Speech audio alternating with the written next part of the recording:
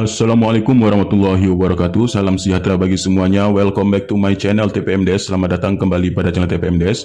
Hai sobat-sobat TPMDes, manapun berada, informasi resmi terbaru rekrutmen ASN P3K tahun 2022. Nah, sobat-sobat TPMDes, manapun berada, informasi untuk perkembangan progres terkini rekrutmen ASN P3K Guru tahun 2022. Nah, ini Bapak Ibu ya, sobat-sobat TPMDes manapun berada, dilansir dari langsung guru ppk.kemendikbud.go.id. Bapak Ibu bisa melihatnya di sini Bapak Ibu terkait dengan progres perkembangan untuk P3K.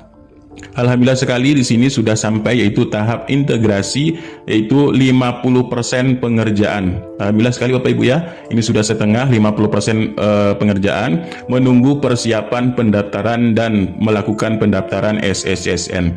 Masih tinggal 2 tahap ini. Nah, integrasi sistem data ini penting sekali Bapak Ibu, karena integrasi data ini Bapak Ibu menentukan Bapak Ibu. Nah, kenapa menentukan Bapak Ibu di sini? Di sini untuk integrasi data ya, sistem integrasi yang akan memilih untuk kategori. Nah, ini Bapak Ibu ya.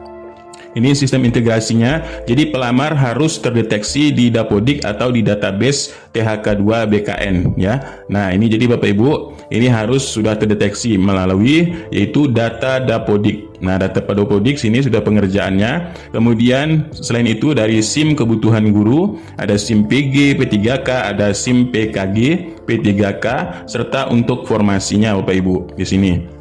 Nah, inilah yang kedua ini Bapak Ibu ya, yang telah di sini nanti telah terjadi integrasi sistem antar Dapodik Kemendikbudristek, e-formasi Kemenpan RB dan SSCSN BKN. Nah, inilah ya yang dimaksud dari integrasi untuk sistem data atau integrasi sistem data. Inilah yang menentukan Bapak Ibu. Maka setelah diintegrasikan ke SSCSN sini Bapak Ibu ya, maka di sini otomatis Bapak Ibu terdeteksi ya kategori 1 itu untuk prioritas 1, kemudian terdeteksi P2, P3 dan pelamar umum. Nah, inilah ya Bapak Ibu detik-detik untuk Bapak Ibu masuk ke sistem SSCSN untuk diintegrasikan data Bapak Ibu, yaitu melalui data Dapodik, melalui SIM PG, kemudian melalui e-formasi. Nah, jadi untuk Dapodik sendiri Bapak Ibu ya, Dapodik sendiri untuk mendeteksi juga pelamar umum ya, pelamar umum baik itu yang PG2 ataupun P3 ataupun P1, ini juga termasuk data utamanya adalah Dapodik. Dan ini SIM kebutuhan guru ini juga diintegrasikan ke Dapodik ya. Karena Bapak Ibu melihat info GTK Bapak Ibu kan ada yang tercatat lulus passing grade, kemudian ada yang nanti di sini dihitung masa kerjanya lebih dari 3 tahun atau belum 3 tahun ya, dan terdeteksi yaitu swasta, guru swasta ataupun lulusan PPG. Nah, ini Bapak Ibu ya. Nanti Bapak Ibu sudah terpilah sendiri di sini yaitu untuk kategori-kategori pelamarnya.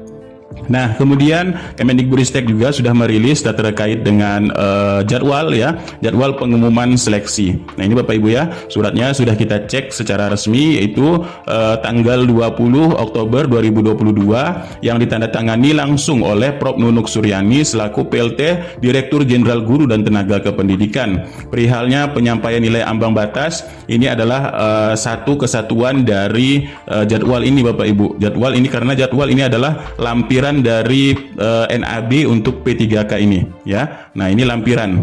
Jadi lampirannya ada jadwal di sini Bapak Ibu. Ini unit kerjanya dari Sekretariat Direktorat Jenderal Guru dan Tenaga Kependidikan. Jadi sudah resmi karena bisa dilacak melalui Kemendikbud, yaitu surat keluar dari Kemendikbudristek. Nah, ini Bapak Ibu ya.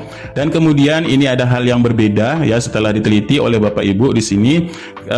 Ini kita pembukaannya adalah 25 Oktober ya untuk pendaftaran serta pengumuman seleksi 25 Oktober dimulai.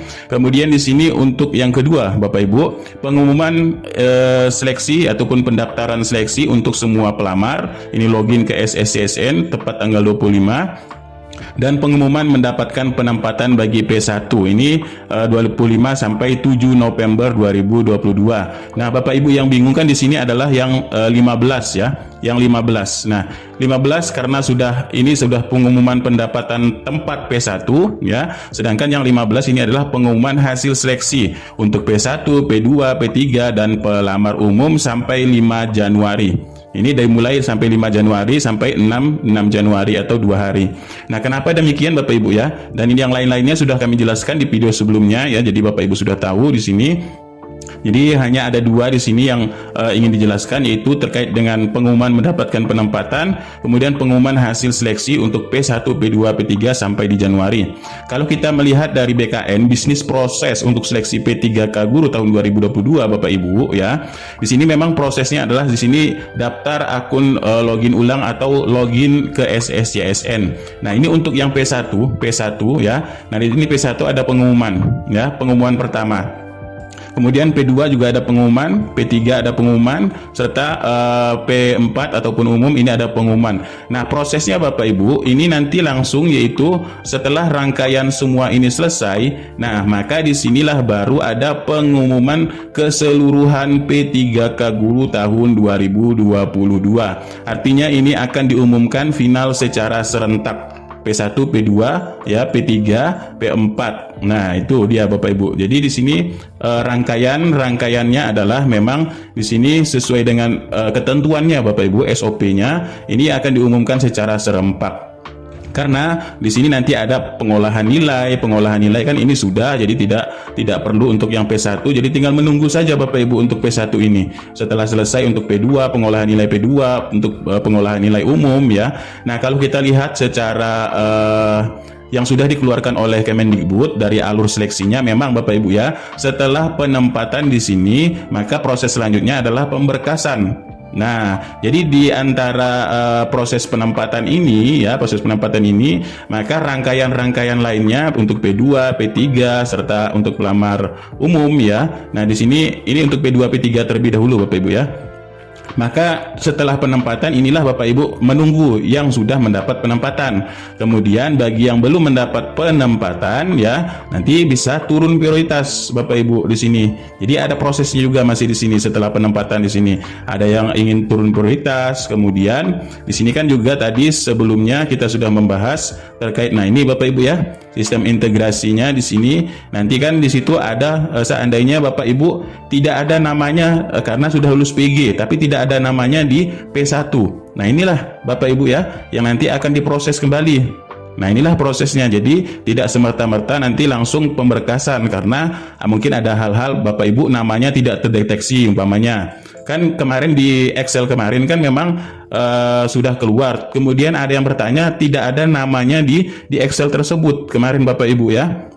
Nah, kalau toh nanti memang Bapak Ibu sampai ke deteksi untuk integrasi ini, Bapak Ibu ini masih tidak terdeteksi, nanti Bapak Ibu kan ada masa sanggah, nanti Bapak Ibu bisa menyanggah untuk kenapa nama saya ini tidak terdeteksi untuk pelamar prioritas 1. Nah, itu bisa juga Bapak Ibu ya. Jadi itulah prosesnya. Makanya di sini ada pengumuman hasil seleksi P1, P2, P3 serta pelamar umum ini dilakukan secara serentak. Nah, karena secara bisnis proses dari BKN seperti itu juga Bapak Ibu.